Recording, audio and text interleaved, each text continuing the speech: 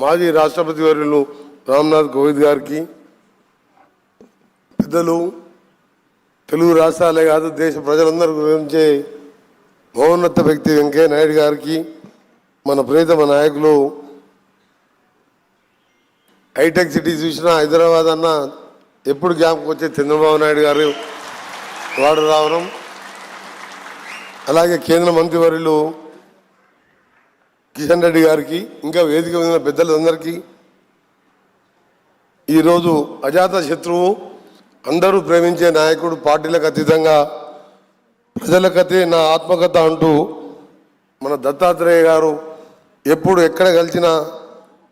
గత 5 సార్లు నేను ఎమ్మెల్యేగా ఒకసారి ఎంపీగా ఉండి ఎక్కడ కలిసినా ఆత్మీయంగా పలకరించే మంచి మనసున్న వ్యక్తి దత్తాత్రేయ కార్యక్రమం. ప్రజలకతే నా ఆత్మకథ అని ఒక పుస్తకం ఆవిష్కరించుకోవడం, ఇంత మహామనుభవం రావడం, వారికి ఇంకా కూడా ఆయుర ఆరోగ్యాలతో నిండు ఆరోగ్యంగా ఉండాలని భగవంతుని ప్రార్థిస్తూ